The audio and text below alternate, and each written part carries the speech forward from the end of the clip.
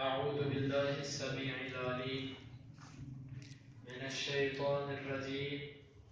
من همزه ونفخه ونفثه ثم تولوا عنه وقالوا معلم مجنون إنا كاشف العذاب قليلا إنكم عائدون يوم نبطش البطشة الكبرى إنا منتقمون ولقد فتنا قبلهم قوم فرعون وجاءهم رسول كريم أن أدوا إلي عباد الله إني لكم رسول أمين وأن لا تعلوا على الله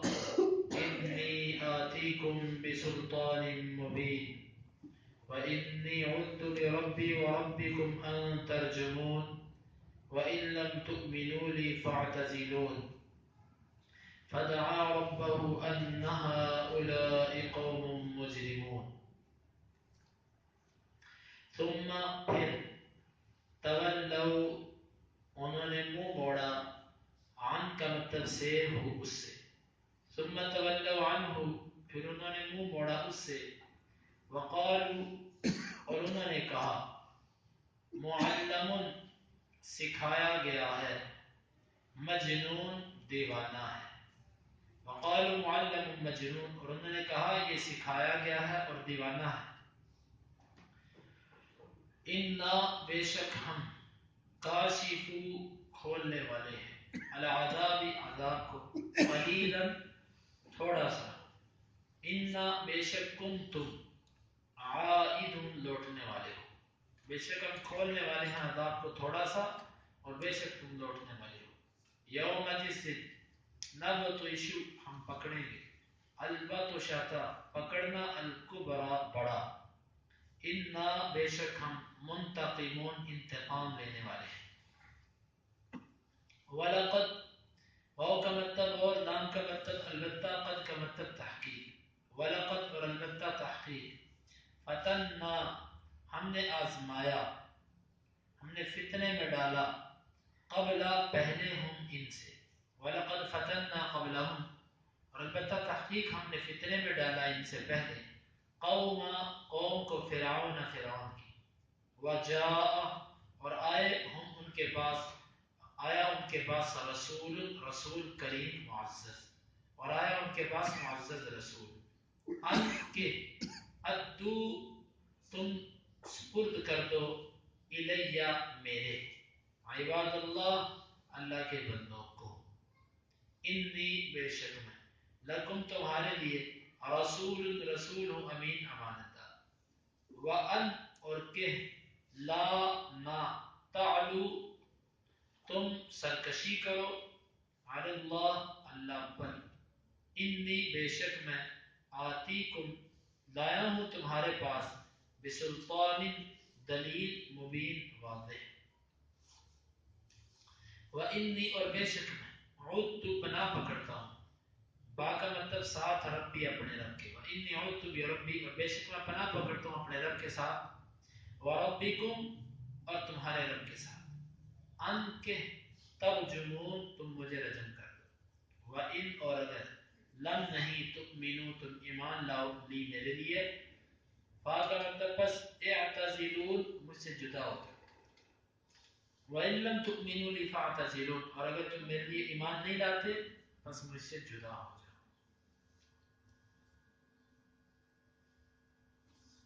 ثم تولوا عنه وقالوا معلم مجنون پھر وہ اس سے انہوں نے منہ موڑا اور کہا کہ یہ سکھایا ہوا دیوانہ ہے بے شک ہم کھولنے والے ہیں عذاب کو کچھ اور بے شک تم لوٹنے والے ہو یوم نبطش البطشۃ الکبریٰ انا منتقمون جس دن ہم پکڑیں گے بڑا پکڑنا بے شک ہم انتقام لینے والے ہیں وَلَقَدْ فَتَنَّا قَوْلَهُمْ قَوْمَ فِرْعَوْنَ اور یقیناً ہم نے فتنے میں ڈالا ان سے پہلے فرعون کی قوم کو وَجَاءَهُمْ رَسُولٌ كَرِيمٌ اور آیا ان کے پاس معزز رسول ان ادعوا الی عباد اللہ کہ سپرد کر دو میرے اللہ کے بندوں کو انی لکم رسول امین بے شک میں تمہارے لیے رسول ہوں امانت والا وَأَلَّا تَعْلُوا عَلَى اللَّهِ اور یہ کہ نہ تم سرکشی کرو اللہ پر انی آتیکم بسلطان مبین جیسے کہ میں لایا ہوں تمہارے پاس، لانے والا ہوں تمہارے پاس واضح دلیل، وَإِنِّي عُذْتُ بِرَبِّي وَرَبِّكُمْ أَن تَرْجُمُونَ، اور بے شک میں پناہ پکڑتا ہوں اپنے رب کے ساتھ اور تمہارے رب کے ساتھ کہ تم مجھے رجم کرو، وَإِن لَّمْ تُؤْمِنُوا لِي فَاعْتَزِلُونِ، اور اگر تم مجھ پر ایمان نہیں لاتے بس مجھ سے جدا ہو جاؤ۔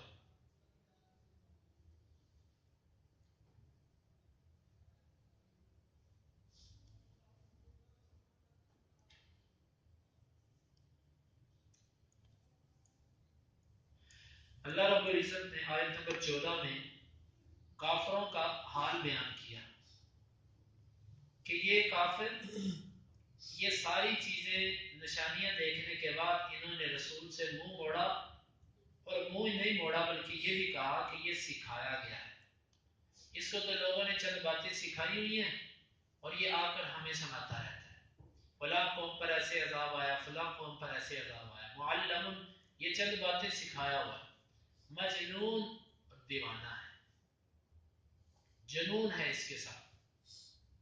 مجنون کہنے کی علماء نے کئی توجیحات لکھی ہیں، اس میں ایک وجہ یہ بھی تھی کہ وہ یہ کہتے تھے کہ یہ عجیب انسان ہے جس کو اپنی دعوت کے ساتھ اتنا شوق ہے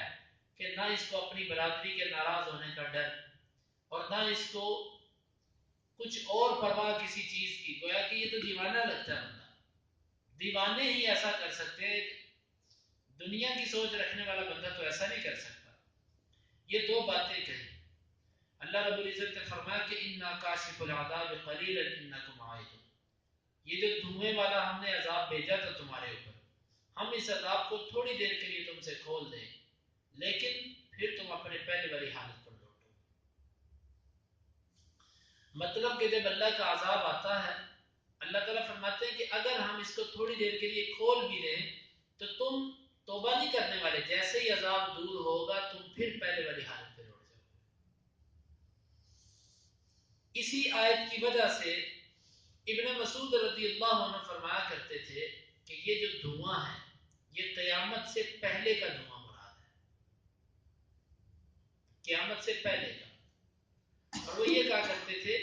کہ قرآن کا سیاق بھی اس طرف اشارہ کرتا ہے کہ اللہ تعالیٰ نے فرمایا کہ ہم جب دھواں ختم کرتے ہیں تو پھر تم اپنے پہلے والے کفر پہ لوٹ جاتے ہو۔ واللہ عالم بالصواب، میں یہ سمجھتا ہوں کہ اللہ تعالیٰ بہتر جانتا ہے کہ اس آیت کا تعلق اس دھند کے ساتھ یا سموگ کے ساتھ کسی طرح نہیں، اگر اس کے ساتھ اس کا تعلق ہوتا تو لوگ اس کو عذاب سمجھتے اور لوگ تسلیم کرتے، کافر بھی یہ کہہ اٹھتے کہ یا اللہ یہ واقعی عذاب ہے ہمارے اوپر، لیکن یہ تو مخصوص خطے میں ہے، مخصوص علاقوں میں ہے اور لوگوں کو اس کا احساس اور شعور بھی نہیں ہے، تو اللہ کا جو عذاب ہوتا ہے جس وقت وہ آتا ہے تو وہ پوری دنیا پر آئے گا، یہ عذاب دھویں کا وہ پوری دنیا پر ہوگا اور بغیر کسی موسم کی قید کے ہوگا، اور اسی طرح اس کو ہر بندہ اپنے لیے عذاب اور مصیبت سمجھے گا۔ لیکن اگر ابن مسعود رضی اللہ عنہ کی بات کو لیا بھی جائے تو اس سے مراد یہی ہوگا کہ قرب قیامت پہلے ایسا ہوگا کہ تھوڑا تھوڑا دھواں آئے گا پھر ختم ہوگا، پھر آئے گا پھر ختم ہوگا، بالآخر وہ آخری دھواں جو ہوگا کہ جس کا صحیح مسلم کی حدیث میں ذکر ہے کہ 10 نشانیاں ہیں قیامت کی، بڑی نشانیاں، وہ جب آئیں گی آخری مرتبہ جب وہ آئے گا پھر وہ دھواں ختم نہیں ہوگا۔ تو اس لیے فرمایا کہ اگر ہم اس دھوئیں کو تھوڑا سا کھول بھی دیں تو تم اپنے والے والے کفر پہ لوٹ جائے۔ اس میں انسان اور نشکر انسان کی فطرت کو بیان کیا گیا۔ نشکرہ انسان ایسا ہوتا ہے کہ جب اس پر اللہ رب العزت کوئی مصیبت لے کر آتے ہیں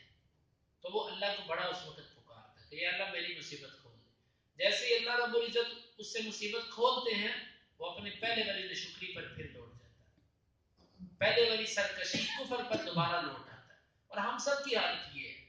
جب ہمارے اوپر کوئی مصیبت ہوتی ہے تو پھر ہم بڑے مسجدوں کی طرف آتے ہیں،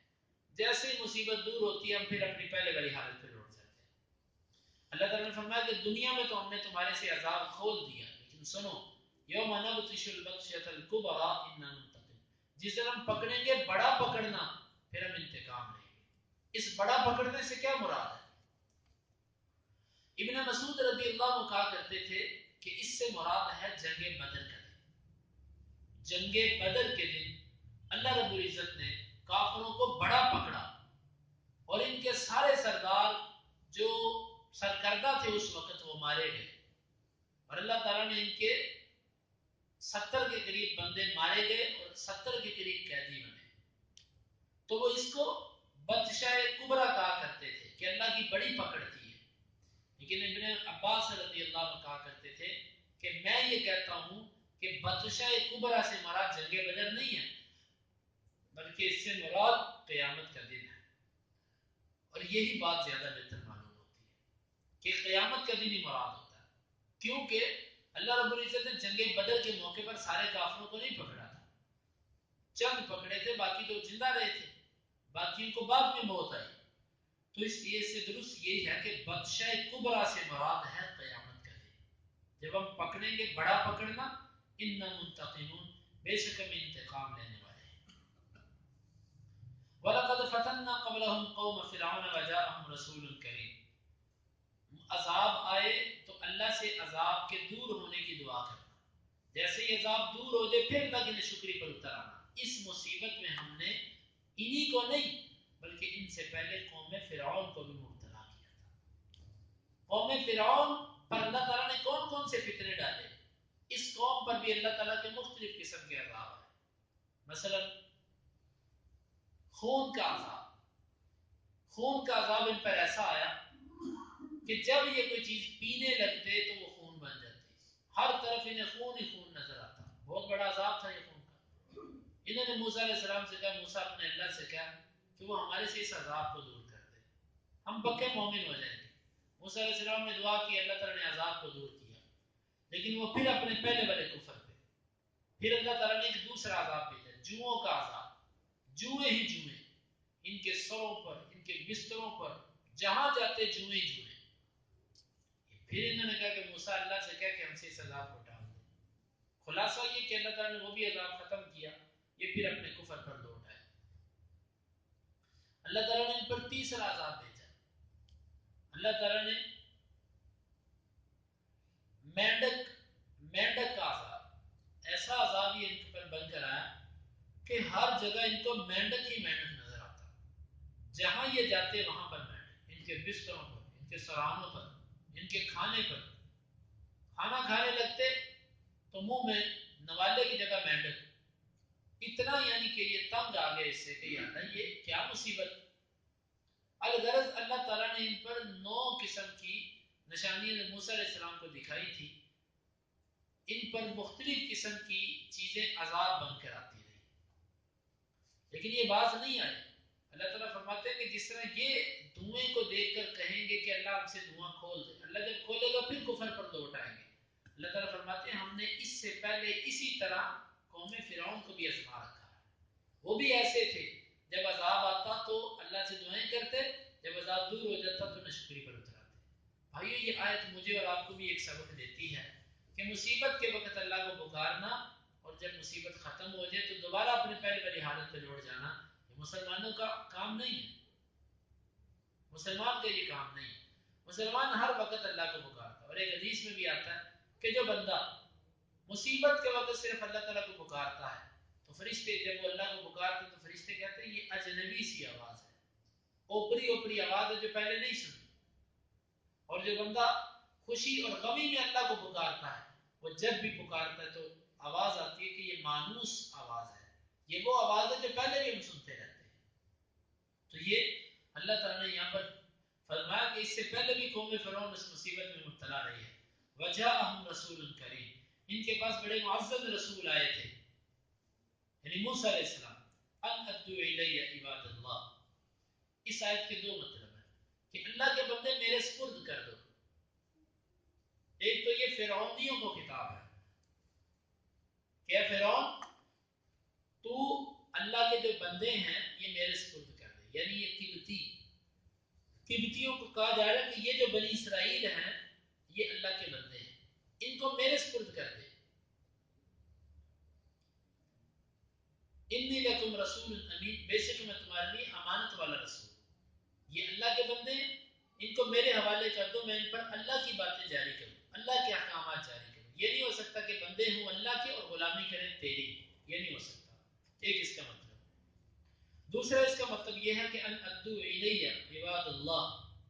کہ موسیٰ علیہ السلام کا یہ خطاب قبطیوں کو نہیں تھا بلکہ خود اپنے بنی اسرائیل کو تھا کہ تم میری طرف ادا کر دو کیا چیز؟ اللہ کے جو حقوق ہیں، عباد اللہ اے اللہ کے بندو، یعنی موسیٰ علیہ السلام یہاں پر اپنے بنی اسرائیل کو کہہ رہے ہیں کہ جو اللہ کے تم پر حقوق ہیں ان کو میرے سپرد کرو، یعنی اللہ کے حقوق ادا کرو، ایمان لاؤ، اللہ کی باتوں کو مانو، اس کی کتاب پر عمل کرو، یہ مراد ہے۔ پہلے مفہوم کے مطابق یہ خطاب ہے قبطیوں سے کہ یہ جو بنی اسرائیل تم نے غلام بنا رکھے یہ میرے سپرد کرو، اور دوسرے کے مطابق یہ بیان ہے بنی اسرائیل کو کہ تم اللہ کے بندے ہو اور سپرد کرو جو اللہ کے حقوق ہے میری طرف۔ انی لکم رسول امین، بے شک میں تمہارے لیے امانت والا رسول ہوں، یعنی کہ یہ بات میں اپنی طرف سے نہیں کہتا، اللہ کی طرف سے لا کر کہتا ہوں، امانت دار ہوں۔ وَأَلَّا تَعْلُوا عَلَيَّ وَأَلَّا تَعْلُوا عَلَى اللَّهِ، اور یہ کہ تم اللہ پر سرکشی نہ کرو۔ اللہ پر سرکشی سے مراد اللہ کے حکم کو نہ ماننا۔ نبی کا حکم اللہ کا حکم ہوتا ہے، اسی لیے فرمایا کہ اللہ پر سرکشی نہ کرو، حالانکہ بات و بظاہر نبی کی نہیں مان رہے، لیکن فرمایا کہ اللہ پر سرکشی نہ کرو، کیونکہ نبی کی کہی ہوئی بات اللہ کی بات ہوتی ہے۔ انی آتیکم بسلطان مبین، میں تمہیں صرف دعوے نہیں کرتا بلکہ میں تمہارے پاس واضح دلیل لے کر آیا۔ واضح دلیل کیا تھی موسیٰ علیہ السلام کی؟ وہی لاٹھی اور ہاتھ کا سفید ہو جانا، وہ جو نشانی اللہ تعالیٰ نے موسیٰ علیہ السلام کو دی تھی وہ مراد ہے سب کی سب۔ وَإِنِّي عُذْتُ بِرَبِّي وَرَبِّكُمْ أَن تَرْجُمُونِ، اور بے شک میں پناہ پکڑتا ہوں اپنے رب کے ساتھ اور تمہارے رب کے ساتھ کہ تم مجھے رجم کر دو۔ یہ بات موسیٰ علیہ السلام نے اس وقت کہی کہ جس وقت مصر کے اندر فرعون نے یہ دیکھا کہ میرے بہت سارے خاص لوگ بھی چپکے چپکے سے مسلمان ہو چکے ہیں اور موسیٰ کی دعوت مؤثر ہوتی جا رہی ہے، اس نے اس وقت ارادہ بنایا کہ موسیٰ علیہ السلام کو قتل کر دیا جائے۔ موسیٰ علیہ السلام کو جب بعض لوگوں نے آ کر بتلایا کہ فرعون آپ کو قتل کرنا چاہتا ہے تو موسیٰ علیہ السلام نے کہا انی عذت بربی وربکم ان ترجمون، میں اپنے رب اور میرا ہی نہیں وربکم تمہارا بھی جو رب ہے کہ تم اس پر غالب نہیں آ سکتے، میں اس سے پناہ پکڑتا ہوں، کس سے؟ ان ترجمون، کہ تم مجھے رجم کرو۔ تم یہ سمجھتے ہو کہ موسیٰ کو سنسار کرنے اور اس کو مار دیں، میں اللہ کی پناہ میں آتا ہوں کہ تم میرے ساتھ ایسا کرو۔ ہمیشہ اللہ کے بندوں کا یہ معمول اور وظیفہ رہا ہے کہ وہ مصیبت کے وقت اپنے اللہ سے پناہ پکڑتے ہیں، اللہ کی پناہ میں آ جاتے ہیں اور اللہ تعالیٰ ان کو بچاتا ہے۔ وَإِن لَّمْ تُؤْمِنُوا لِي فَاعْتَذِرُوا، تم مجھے رجم کرنے کی باتیں کرتے ہو، تم اس طرح کرو اگر میرے اوپر ایمان نہیں لانا تو مجھے میری حالت میں چھوڑ دو، مجھ سے جدا ہو جائے، مجھ سے علیحدہ ہو جائے، مجھے پھر میں جو کرتا ہوں مجھے کرنے دو، میں جانوں اور میرا رب جانے، اگر میں جھوٹا ہوں تو وہ مجھے پکڑے، اگر میں سچا ہوں تو اللہ رب العزت میرا اکرام کرے گا۔ وَإِن لَّمْ تُؤْمِنُوا لِي فَاعْتَذِرُوا، اگر تم میرے اوپر ایمان نہیں لاتے تو پھر مجھ سے جدا ہو جاؤ۔ آگے موسیٰ علیہ السلام کی جو مزید گفتگو ہے وہ انشاءاللہ آئندہ درس کے اندر آئے گی۔ اللہ رب العزت سے دعا ہے کہ اللہ تعالیٰ اس پر عمل کی توفیق عطا فرمائے۔ ثم تولوا عنہ، پھر انہوں نے منہ موڑا اس سے، وقالوا معلم مجنون، اور انہوں نے کہا سکھایا ہوا ہے دیوانہ، انا کاشف العذاب، بے شک ہم کھولنے والے ہیں عذاب کو، قلیلا، تھوڑا سا، انکم عائدون، بے شک تم لوٹنے والے ہو، یوم نبطش البطشۃ الکبریٰ، جس دن ہم پکڑیں گے بڑا پکڑنا، انا منتقمون، بے شک ہم انتقام لینے والے ہیں، وَلَقَدْ، اور البتہ تحقیق، فتننا قبلہم، ہم نے فتنے میں ڈالا ان سے پہلے، قوم فرعون کی قوم کو، وجاءہم رسول کریم، اور آئے ان کے پاس معزز رسول، ان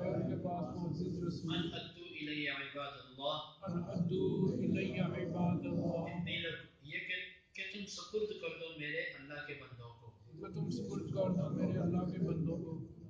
انی لکم رسول امین انی لکم رسول امین بے شک تمہارے لیے امانت والا رسول ہوں بے شک تمہارے لیے امانت والا رسول ہوں وَأَلَّا تَعْلُوا عَلَى اللَّهِ اللہ تعالیٰ اللہ یہ کہ نہ تم سرکشی کرو اللہ پر لیکن یہ کہ نہ تم سرکشی کرو اللہ پر انی آتیکم بسلطان مبین انی آتیکم بسلطان مبین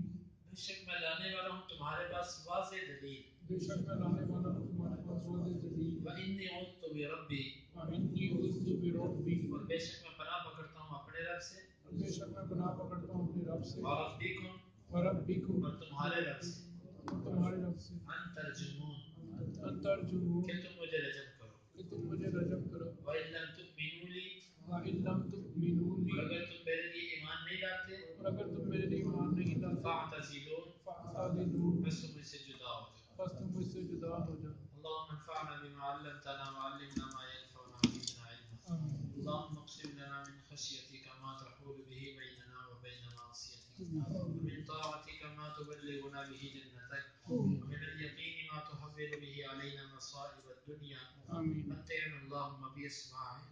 آمین وقواتنا آمین أبدا ما أحييتنا آمین واجعله الوارث منا واجعل ثأرنا على من ظلمنا آمین ولا تجعل مصيبتنا في ديننا ولا تجعل الدنيا أكبر همنا ولا مبلغ علمنا ولا تسلط علينا من لا يرحمنا وآخر دعوانا